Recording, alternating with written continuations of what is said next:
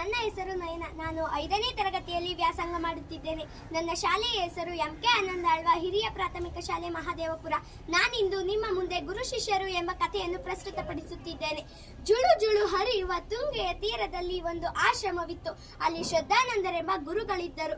ಅವರ ಬಳಿ ಹಲವು ಶಿಷ್ಯರು ವಿದ್ಯಾಭ್ಯಾಸ ಮಾಡುತ್ತಿದ್ದರು. ಅವರಲ್ಲಿ ಇಬ್ಬರು ಬುದ್ಧಿವಂತ ಶಿಷ್ಯರಿದ್ದರು. ಒಬ್ಬನ ಹೆಸರು ವಿನಯ ಶರ್ಮಾ, ಮತ್ತೊಬ್ಬನ ಹೆಸರು ವಿಜಯ ಶರ್ಮಾ. ಗುರುಗಳು ಅವರಿಗೆ ಸಕಲ ವಿದ್ಯೆಯನ್ನು ದಾರೆ ಎರೆದು ವಿದ್ಯಾಪಾರಂಗತನಾಗಿರಿಸಿದರು. ವಿದ್ಯಾಭ್ಯಾಸ ಮುಗಿದ ನಂತರ ವಿನಯ ಶರ್ಮಾ ಮತ್ತು ವಿಜಯ ಶರ್ಮಾ ಗುರುಗಳ ಬಳಿ ಹೋಗಿ, ಗುರುಗಳೇ, ಮುಂದೆ ಜೀವನ ನಡೆಸಲು ನಾವೇನು ಮಾಡಬೇಕು ಎಂದು ಕೇಳಿದರು.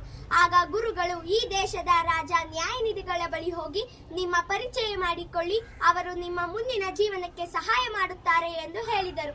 ಆಗಲೇ ವಿನಯ ಶರ್ಮಾ ಮತ್ತು ವಿಜಯ ಶರ್ಮಾ ನ್ಯಾಯನಿಧಿಗಳ ಬಳಿ ಹೋಗಿ ತಮ್ಮ ಪರಿಚಯ ಮಾಡಿಕೊಂಡರು. ಪ್ರಭುಗಳೇ, ನಾವು ಶ್ರದ್ಧಾನಂದರ ಶಿಷ್ಯರು, ನಮ್ಮ ವಿದ್ಯಾಭ್ಯಾಸ ಮುಗಿದಿದೆ, ಮುಂದೆ ಜೀವನ ನಡೆಸಲು ನಮಗೆ ನಿಮ್ಮ ಸಹಾಯ ಬೇಕಿದೆ ಎಂದು ಕೇಳಿದರು.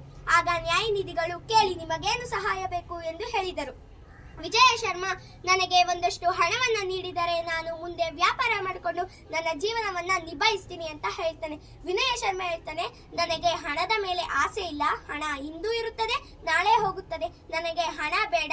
ಬೃಹತ್ ವೈದ್ಯ ಸಾರ ಎಂಬ ಒಂದು ಗ್ರಂಥವನ್ನ ನೀವು ನನಗೆ ತರಿಸ್ಕೊಟ್ರೆ ನಾನು ಅದನ್ನ ಅಧ್ಯಯನ ಮಾಡಿ ವೈದ್ಯ ವೃತ್ತಿಯನ್ನ ಅನುಸರಿಸ್ತೀನಿ ಅಂತ ಹೇಳ್ತಾನೆ. ಸರಿ ಅಂದ್ಬಿಟ್ಟು ನ್ಯಾಯನಿಧಿಗಳು ಅವರಿಬ್ಬರಿಗೆ ಕೇಳೋದನ್ನ ಕೊಡ್ತಾರೆ. ಇತ್ತ ವಿಜಯ ಶರ್ಮಾ ವಿನಯ ಶರ್ಮನನ್ನ ನೋಡಿ ಗೇಲಿ ಮಾಡ್ತಾ ಇರ್ತಾನೆ. ಅಯ್ಯೋ ದಡ್ಡ, ನೀನು ನಂತರ ಒಂದಷ್ಟು ಹಣವನ್ನ ಇಸ್ಕೊಂಡಿದ್ರೆ ಮುಂದೆ ವ್ಯಾಪಾರ ಮಾಡ್ಕೊಂಡು ನಿನ್ ಜೀವನವನ್ನ ನಿಭಾಯಿಸಬಹುದಿತ್ತಲ್ವಾ ಅಂತ ಹೇಳ್ತಾನೆ. ವಿನಯ ಶರ್ಮಾ ಹೇಳ್ತಾನೆ, ನಿನ್ನ ದಾರಿ ನಿನಗೆ, ನನ್ನ ದಾರಿ ನನಗೆ. ನಿನ್ಗೇನ್ ಬೇಕಿತ್ತೋ ಅದು ನೀನ್ ಕೇಳಿ ಪಡ್ಕೊಂಡಿದ್ಯಾ ಅಲ್ವಾ, ನನ್ಗೇನ್ ಬೇಕಿತ್ತೋ ಅದು ನಾನು ಕೇಳಿ ಪಡ್ಕೊಂಡಿದ್ದೀನಿ ಅಂತ ಹೇಳಿನಿಂದ ಹೊರಟ್ಬಿಡ್ತಾನೆ.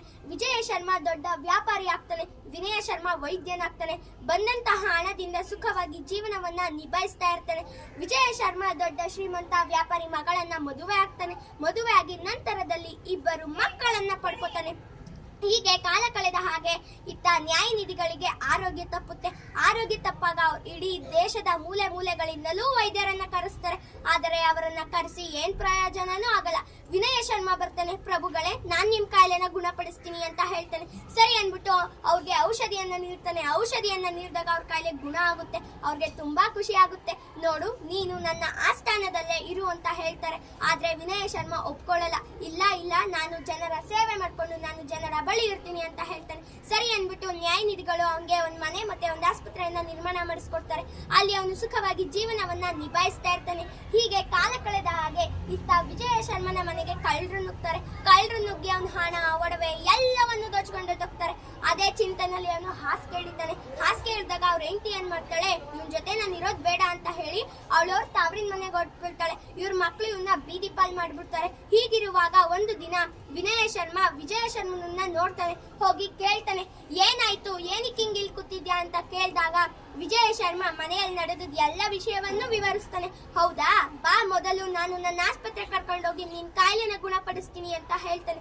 ಸರಿ ಅನ್ಬಿಟ್ಟು ಕರ್ಕೊಂಡೋಗಿ ಅವನ್ಗೆ ಔಷಧಿಯನ್ನ ನೀಡ್ತಾನೆ. ಔಷಧಿಯನ್ನ ನೀಡಿದಾಗ ಅವನ ಕೈಲಿ ಗುಣ ಆಗುತ್ತೆ. ಅವನ್ಗೆ ಅನ್ಸುತ್ತೆ, ಹಣ ಎಲ್ಲ ಸಮಯದಲ್ಲೂ ಕೆಲಸಕ್ಕೆ ಬರಲ್ಲ, ವಿದ್ಯೆ ಹೊಂದಿದ್ದರೆ ನಾವು ಸುಂದರವಾದ ಜೀವನವನ್ನ ಕಟ್ಕೊಳ್ಬಹುದು ಅಂತ ಅವನಿಗೆ ಅರಿವಾಗುತ್ತೆ. ವಿಜಯ ಶರ್ಮಾ ವಿನಯ ಶರ್ಮನನ್ನ ಕೇಳ್ತಾನೆ, ನೋಡು, ನಾನು ನಿನ್ ಜೊತೆ ಇದ್ಕೊಂಡು ಜನರ ಸೇವೆ ಮಾಡ್ಕೊಂಡಿರೋದಕ್ಕೆ ನಮ್ಗೊಂದು ಅವಕಾಶ ಮಾಡ್ಕೊಡು ನೀನು ಅಂತ ಕೇಳ್ತಾನೆ. ಸರಿ ಅನ್ಬಿಟ್ಟು ಅವನು ಒಪ್ಕೋತಾನೆ. ಅಂದಿನಿಂದ ಇಬ್ಬರು ಖುಷಿ ಖುಷಿಯಿಂದ ಜೀವನವನ್ನ ಕಳೀತಾ ಇರ್ತಾರೆ. ಈ ಕಥೆಯ ನೀತಿ, ಹಣಕ್ಕಿಂತಲೂ ಮಿಗಿಲಾದದ್ದು ವಿದ್ಯೆ. ವಿದ್ಯೆ ಯಾರೂ ಕದಿಯಲಾಗದ ಆಸ್ತಿ. ಎದೆಯಲ್ಲಿ ಅಕ್ಷರವ ಬಿತ್ತಿದ್ದರೆ ಹಣೆ ಬರಹ ಕೈಯಾರೆ ಬರೆಯಬಹುದು. ಜ್ಞಾನವೆಂಬ ದೀಪ ಕೈಯಲ್ಲಿದ್ದರೆ ಎಂಥದೇ ಇರುಳನ್ನು ದಾಟಬಹುದು. ಧನ್ಯವಾದಗಳು.